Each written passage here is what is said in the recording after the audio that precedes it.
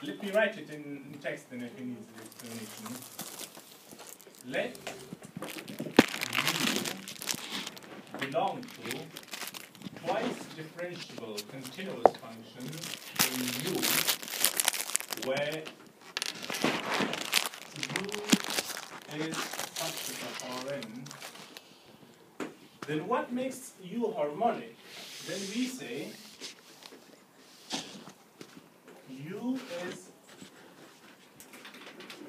a harmonic function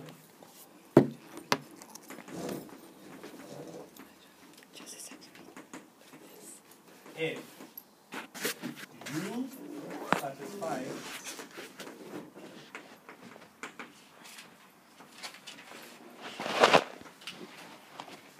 the Laplace equation in U and B. This is almost actually perfect definition. There will be no fault to it. You will get full marks. So let U be a subset of Rn space, n-dimensional space, and if U is a twice continuously differentiable function, then we say U is harmonic if U satisfies Laplacian. Meaning, when we say satisfies Laplacian, that means d squared sum of d squared U over d xi squared I equals 1 up to n equals 0. Normally, it's conventional that they write minus Laplacian of U equals 0, which is absolutely perfect. There is no harm in writing it plus Laplacian equals 0, because if a quantity equals to 0, then you can write minus or plus both of them. This is the first part of A. And then in the second part, it says, show that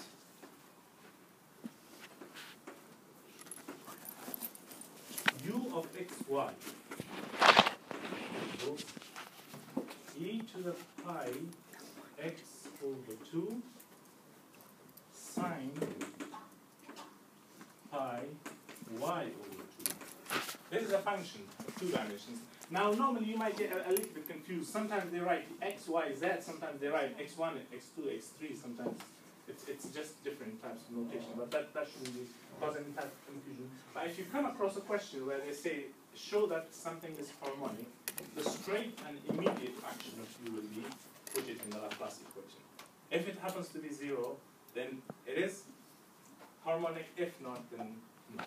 So how we put this in that? Yeah, one more thing I wanted to make clear, everybody might not be clear about this, that is, Laplacian is normally understood to be the second derivative, but that is just on one-dimensional real line. As soon as n becomes greater than 1, 2, 3, 4, 5, then it is not just the second derivative with respect to space, it is the sum of the second derivative with respect to every dimension. So when we talk about Laplacian of U, what we mean is this expression, as I said. And here we have xi denoted as x and y. So we're gonna have d squared U over dx squared plus d squared U over dy squared. We require this to be 0 in order to show that this is harmonic. So if it is harmonic, then it's going to give us that. First, we take the second derivative of this expression with respect to x. And that's going to give us the first derivative. I'm going to do it step by step. du over dx is going to equal to, this function is not dependent on x. That's only dependent on x, so that's going to give us a coefficient of pi over 2 on the side, and the rest is going to be the function itself. Pi x over 2 sine of pi y over 2. That's the first derivative. Second derivative is du over dx squared. This is going to give us, again, one more time, pi over 2 outside, yeah? Becomes the coefficient. So it's going to become pi squared over 2, over 4, sorry. E to the pi over pi x over 2 sine of pi y over 2. This is the second derivative with respect to x. Now we do exactly the same operation with respect to y. So we take du over dy. This is going to give us. The only dependent function is this. So this can be treated as a constant. This can be treated as a constant. This one. So we differentiate this with respect to y, and that's going to give us e to the 2 pi. Well, if you differentiate sine with respect to y, it's going to give you cosine, as everyone see in the board, yeah? Cosine of pi y over 2 e to the pi x over 2. But remember, when you differentiate a trigonometric function, the coefficient of the variable of the argument comes out of the expression, becomes the coefficient of the function itself. So we have a pi over 2 here, right? And then if we take the second derivative with respect to u, dy squared equals, exactly the same thing is going to happen again. But what is the derivative of cosine? It's going to become minus sine, right? So we're going to have minus pi squared over 4 e to the pi x over 2 sine of pi y over 2. We have two expressions, and we're going to substitute it in this equation. First one is d squared x over dy squared. That is pi squared over 4 e to the pi x over 2 sine of pi y over 2.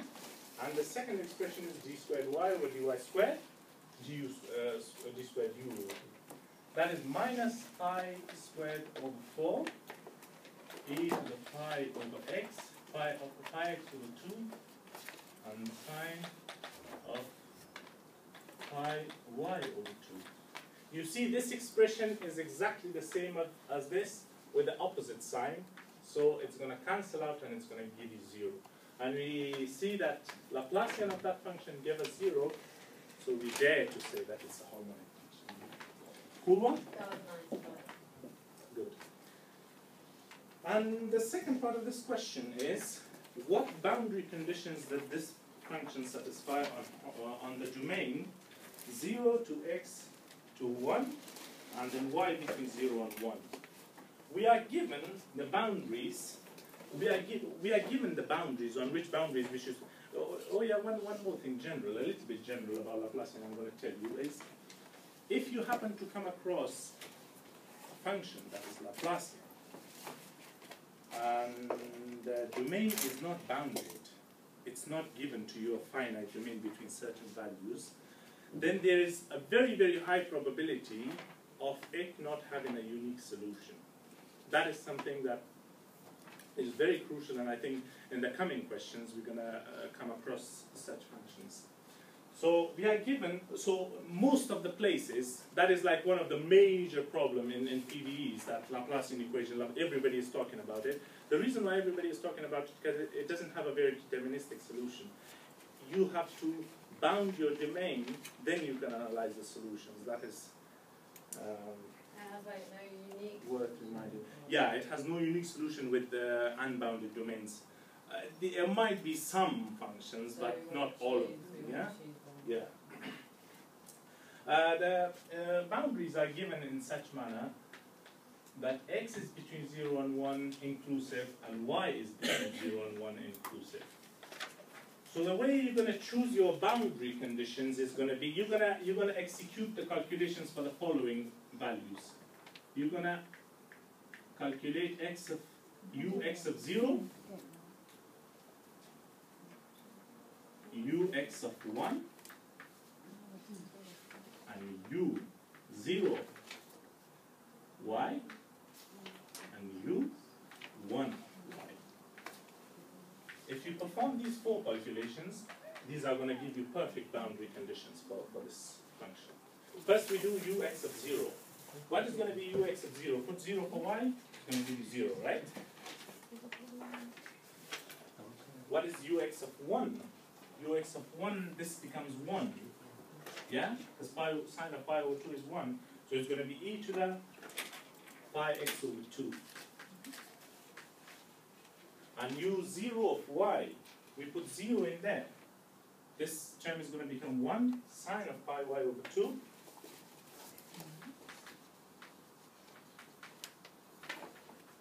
And u1 of y, we put 1 in there, it's going to be e over 2 times sine pi y over 2.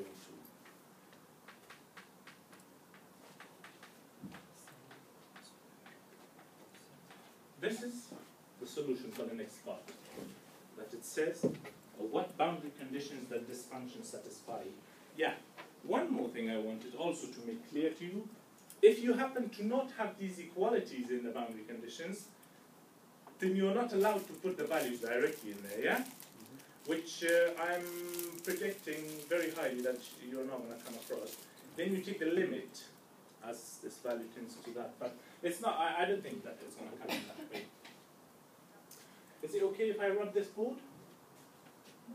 Yeah?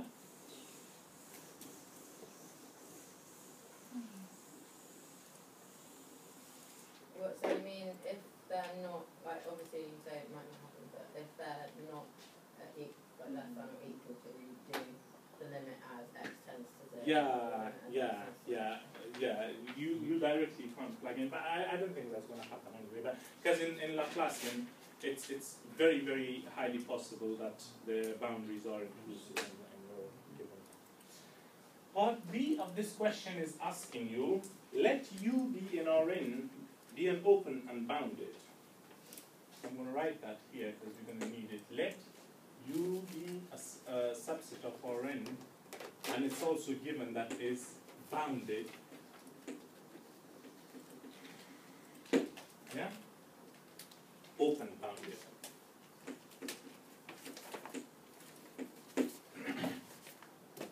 The first one is saying, state the mean value theorem for harmonic functions in U. I'm going to just explain to you what they mean by mean value theorem, and I'm going to take an example of me and Tom discussed it that day, and I really wanted to tell it in that perspective to everyone because it's so clear. It's going to be a very non-mathematical example, but it's going to have a perfect application in our. Here you have a sea, ocean, yeah?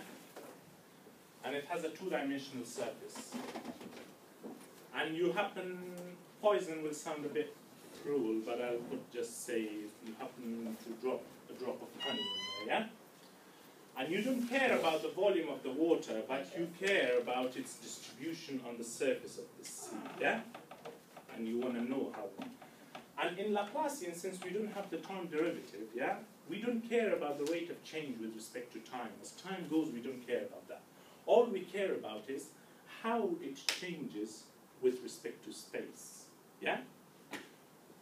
So this drop of honey is going to get distributed because we don't care about the time. I mean, maybe in the beginnings it'll be very high density here, then slowly it's going to be propagating, yeah? But since we don't care about the time, all we care is about the space. With respect to the space, I can claim to you that I'm going to get to a point where this drop of honey will be constantly equally distributed throughout the whole surface of the ocean. Yeah? Now, the concept of mean value theorem is telling us that if you happen to, once it's distributed in this surface, yeah? If you happen to make a ball with a center x0, yeah, where you know that U is harmonic on that surface, and you sum over this surface of the ball, it's going to be infinitely points in there, yeah, x1, x2, x3, but it's going to, like, integral is going to be the infinite sum of this little distributions over this surface. Take that sum, integral over this ball, yeah, divide it by the surface of this ball, which in 3 dimensions is going to be the volume of the ball. In 4 dimensions, I don't know it's going to be, or what it's going to be because we can't visualize it. Then that's going to give you a value, say it gives you this value, yeah? That value is going to be equal to, if you calculate U, or the amount of that sweetness of that honey that is distributed, at every single point inside the ball, it's going to equal to this value. That is what the mean value theorem is telling us. Did I make it Yeah, now we're going to do it mathematically as well. Craig, you're welcome. Cheers, honey. We were just talking about honey. Honey. Yeah. Distribution. Why are the guys like 5 and 7?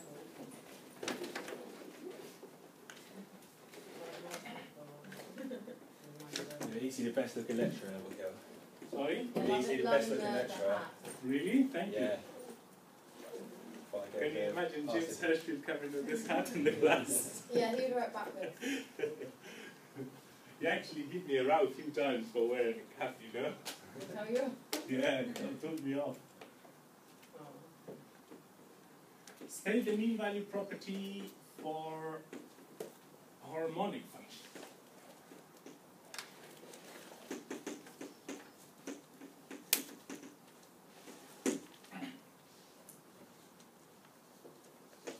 Answer, I write A for answer, yeah?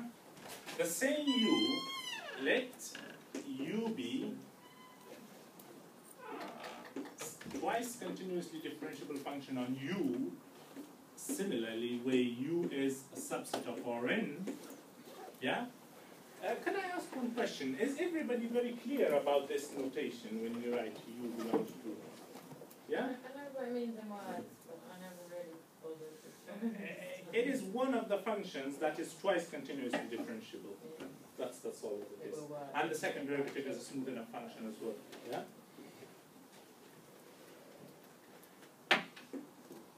If it is given that U is harmonic, then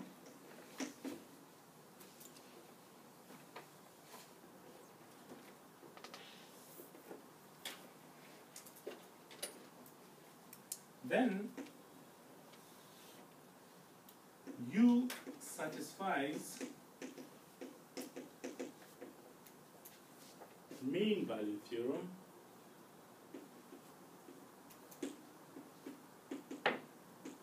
mean value property, sorry.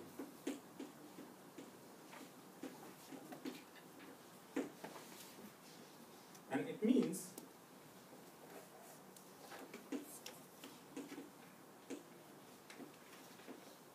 that for a given ball contained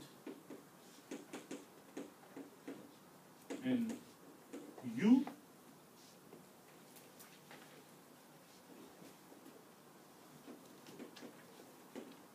centered at X with radius R,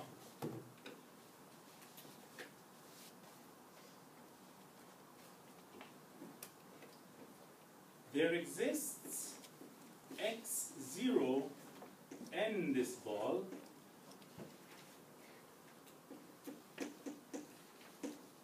such that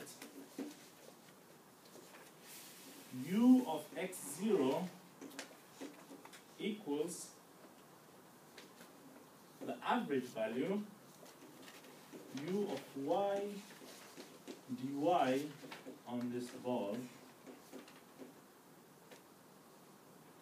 which is, this dash is the value of this integral divided by the volume of this ball.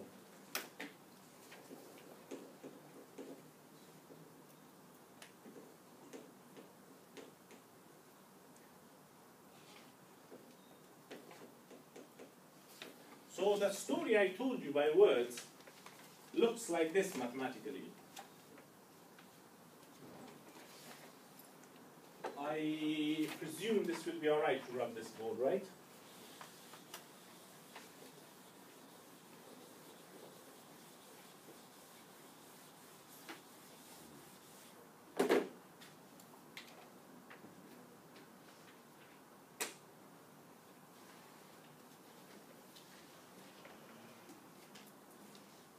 That was the first part of B. The second part of B is telling us, oh, I really hate this job. Do you say when you take the average of the of your U values that you get, and then you say it's the integral over the volume of that ball? Is it alpha n to the r n? This is not the ball. This is it's supposed to denote the volume of the ball. The reason why we say the volume is not really the volume. It is the concept of the volume of three-dimensional space in any dimension. Now, for a two-dimensional surface, the volume is surface. For a one-dimensional space, the volume is that length, mod x. For a four-dimensional, God knows what it is called, and I don't know it, because we don't have the analogy for volume. So when we say volume, it's just because of lack of words for other dimensions. But alpha n isn't the volume, though. I mean, That's the pi. sorry. Isn't it related to the pi? Well, I mean the general form, which is how the average is defined, over the ball, I think it is. You've got 1 over n times alpha n times r to the power n minus 1, and that is a general form for the volume of an n-dimensional ball. And alpha n is just some arbitrary this thing that you put there. R to the n minus 1. Is it r to the n? Hmm? I thought that was for the boundary, and then for the ball. I think we are about to come into that as well. I think this is actually George. I think I remember one now. It is n alpha n becomes when you integrate over the boundary of this ball, and this alpha n is actually denoting the volume. So this is actually this is defined by this. And now we're going to come to the next part of the mean value theorem, which we're going to see when that n alpha n comes into existence. Alpha n r n. N alpha n r n, yeah? Just Or alpha is it n n r n. alpha n r to the minus 1? That's R to the n minus 1. It's just for the surface.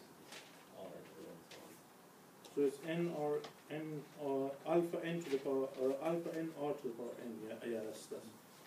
So. The formula doesn't use it though in a theorem. In theorem 2.5, is that what you're just looking at? Okay. Yeah, it is. That equates both of them. It just equates them without the. No, you know, we are concerned just with that really at the moment, because we are just defining it, and this notation is given for the sake of proof. So in here we are safe just with that, and that other part is the notation that is given by d of the ball x r u of y dy ds y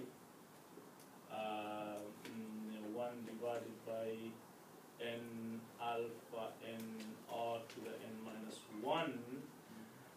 This is a surface integral, and this then is equal to the average value of u of y dsy xr. This is just given for the sake of notation because we're going to use it in the proof. That is used in the next proof. But for mean value theorem, this is enough to state this. Still, I mean, like, believe me, no one is going to harm you. So you don't have to do it on the boundary as well? Huh? You don't have to do both? Like if they ask you for the mean value theorem, you only have to do that, but you have to do both. I don't think you have to state that as well, because if you see it said, it's notation, you know, it's just given as notation, you know. Okay. So it's not a part of definition really, you know. It's just enough to state that. And at this point we are running out of chalk. I don't know how to really sort that out.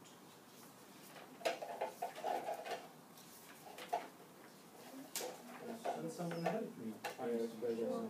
Huh? Let's go get some Or chalk. maybe I use the system, yeah. We'll start using this. The next part of B is saying, let